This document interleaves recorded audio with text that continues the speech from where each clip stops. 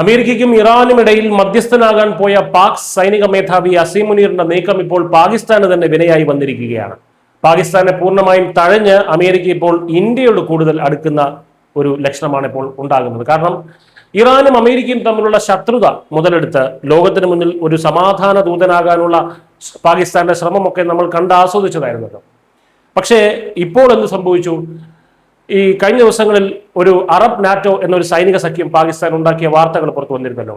അതായത് 3 രാജ്യങ്ങളാണ് ഈ അറബ് നാറ്റോയിലുള്ളത്. അത് 1 സൗദി അറേബ്യ, 2 പാകിസ്ഥാൻ, 3 തുർക്കി.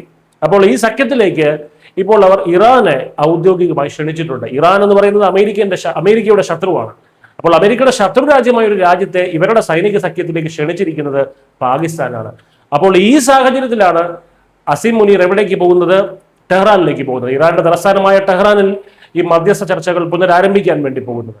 അപ്പോൾ ഈ സാഹചര്യത്തിൽ ഒരു കാരണവശാലും പാകിസ്ഥാനെ നമ്പാൻ അല്ലെങ്കിൽ വിശ്വസിക്കാൻ അമേരിക്ക തയ്യാറാകുന്നില്ല. പാകിസ്ഥാന്റെ ഇത്തരം മധ്യസ്ഥ നാടകങ്ങളൊക്കെ അമേരിക്ക തള്ളിക്കളയുകയാണ്. അതുകൊണ്ട് ഇപ്പോൾ ഏഷ്യയിൽ വിശ്വസിക്കാൻ കൊള്ളാവുന്ന ഒരേ ഒരു ശക്തിയായി അമേരിക്ക കാണുന്നത് ഇന്ത്യയാണ്. ഏഷ്യ പസഫിക്കിൽ പോലും ചൈനയെ നേരിടാൻ ഉള്ള ഒരേ ഒരു ശക്തി അമേരിക്കയ്ക്ക് ഉള്ളത് ഇന്ത്യ മാത്രമാണ്. ചൈനയ്ക്ക് ബദലായി ഉയർത്തിക്കൊണ്ടുവരാൻ അമേരിക്ക ആഗ്രഹിക്കുന്ന ഒരു ശക്തിയും ഇന്ത്യ തന്നെയാണ്. കാരണം അമേരിക്കയ്ക്ക് അറിയാം ഇന്ത്യയുടെ സമ്പദ് വ്യവസ്ഥ എന്ന് പറയുന്നത് അതിവേഗം വളരുന്ന ഒന്നാണെന്ന്. കഴിഞ്ഞ വർഷം നമ്മുടെ സമ്പദ് വ്യവസ്ഥ ചത്ത സമ്പദ് വ്യവസ്ഥയാണെന്നൊക്കെ ട്രംപ് പറഞ്ഞ് ആക്ഷേപിച്ചിരുന്നു. പക്ഷേ എന്തായാലും അത് പിന്നീട് അദ്ദേഹം തിരുത്തി പറയുന്ന ഒരു സാഹചര്യം ഉണ്ടായിരുന്നു. ഇപ്പോൾ കഴിഞ്ഞ GDP കണക്കുകൾ വന്നതിന് ശേഷം അദ്ദേഹം ഇന്ത്യയുടെ സമ്പദ് വ്യവസ്ഥയെ വാനോളം പുകഴ്ത്തിയിരുന്നു.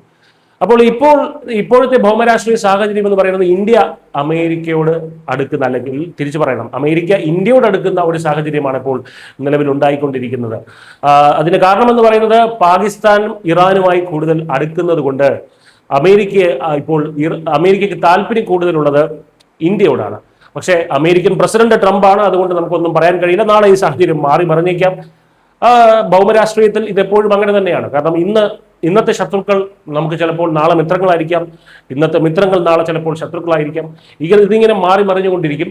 എന്തു തന്നെയായാലും പാകിസ്ഥാന്റെ ഈ എല്ലായിടത്തും പോയുള്ള ഈ ഒരു ഒരു വ്യഗ്രതയുണ്ടല്ലോ, ഒരു വെപ്രാളമുണ്ടല്ലോ, എല്ലായിടത്തും പോയി സഖ്യം. ഇപ്പൊ അറബ് നാറ്റോ ഉണ്ടാക്കുന്നു, അതിനൊപ്പം തന്നെ ഇറാനെ അതിലേക്ക് ക്ഷണിക്കുന്നു, എന്നിട്ട് അമേരിക്കയും ഇറാനും തമ്മിൽ മധ്യസ്ഥത ഉണ്ടാക്കാൻ ചെല്ലുന്നു.